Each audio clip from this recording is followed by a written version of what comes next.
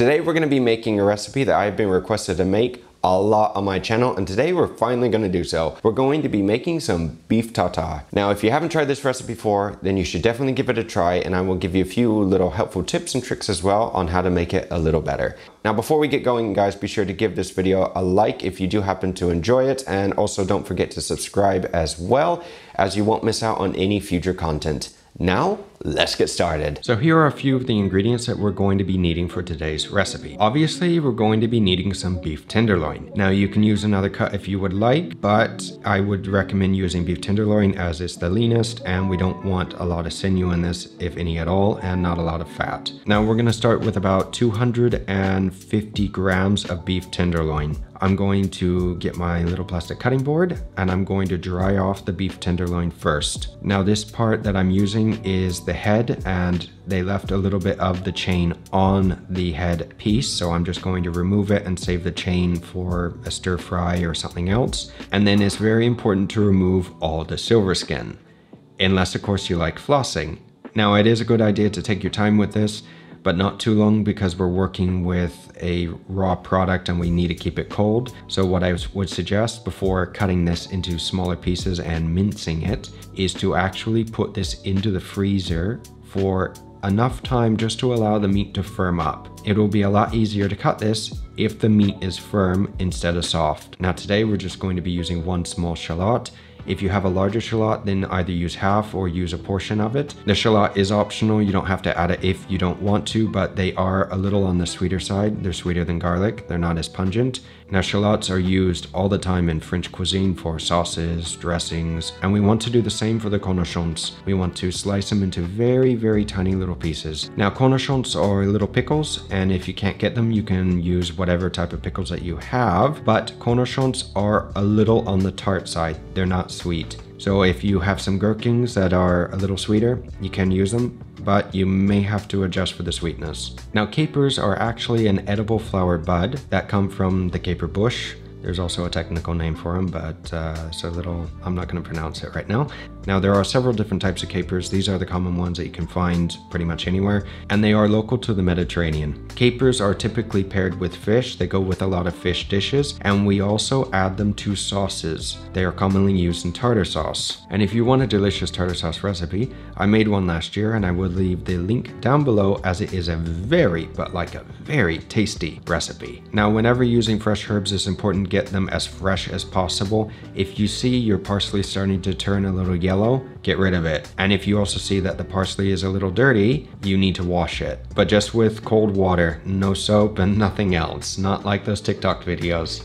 Now we're going to chop these up very, very finely, because we're going to mix this in with everything else later. Now you can substitute the flat leaf parsley with curly parsley if you can't find it, but flat leaf parsley has a more distinct flavor to it. It has a stronger flavor to it. So if you can't get it, that's fine, but if you can, use it. Now the trick to cutting some very thin, but like thin croutons, is by taking your baguette or your little ciabatta roll or whatever you have, sticking it in the freezer, not to where it's completely frozen, but to where it gets hard, and this will allow you to cut with a chef's knife, not a serrated one, the bread thinner. On a deli slicer, you can cut these paper thin, but if you don't have one, then try to use your chef's knife and try to get the thinnest slices that you can get, because the thinner they are, the more crispy these little croutons will be, and these will be more like crackers instead of a piece of toast. Now I'm just going to take my sheet tray with a little bit of parchment paper.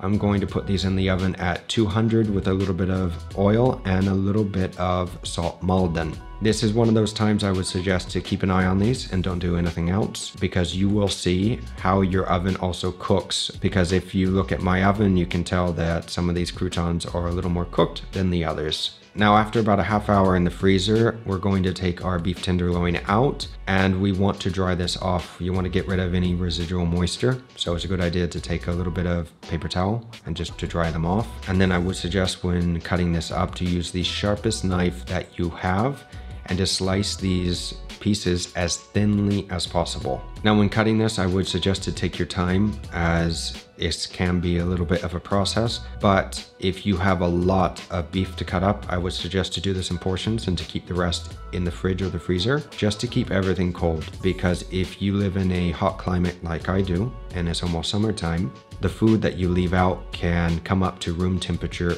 fairly quickly. Now, one thing, guys, that I need to say, which is quite important, is that anytime that you consume any raw fish or raw meat, you need to be very, very careful. Now, this means that you need to buy your meat at a very good local butcher, or at least at a very good store. They need to be handling the meat properly, and you need to make sure that they're not handling the meat, plus also handling chicken, pork, or beef and mixing them on the same cutting boards, cross-contamination, handling money as well without washing their hands.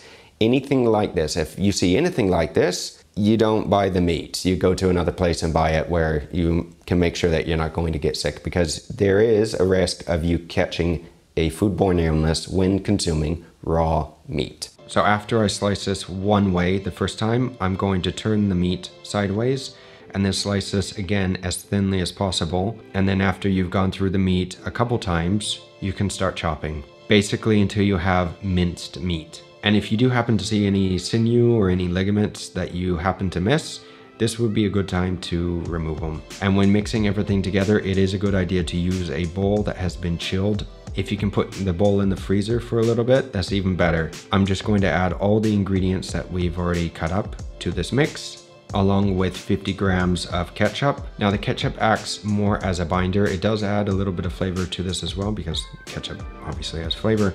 1 tablespoon of Dijon mustard, about 15 milliliters of Worcestershire sauce as well. Worcestershire sauce is actually anchovy sauce, so it's fishy. It'll add a lot of flavor to this, and it will also add a little bit of salt. I'm gonna add a couple drops of Tabasco. If you wanna make this recipe a little extra spicy because you like spicy food, you can either add more Tabasco, or you can add a little bit of Coleman's English mustard instead. But when I mean a little bit, you mix it, you taste, and if you want some more, then you can add a little more. Now I'm gonna add some freshly cracked black peppercorns, a little bit of salt Maldon, and of course our parsley. Mixy, and after you've mixed everything together, it's important to give this a taste. This is the moment that if it needs more salt, you add a little more black pepper, more Tabasco, whatever it may be. Now's the time to add it. And if you want, you can also add your egg at this point. I'm going to save the egg for garnish a little later on, so I'm not going to add it right now. Now I'm just going to slice the endives down the center and take out this stem, because the stem is the thickest part. So we're just going to use the little leaves for garnish. And I'm going to give these a quick seasoning with a little bit of salt, a little bit of olive oil, and I'm just going to mix them. I'm also going to thinly slice some radish as well. If you want, you can add some chives to this for garnish, maybe some green onions, maybe some microgreens as well if you can get them. And now we plate.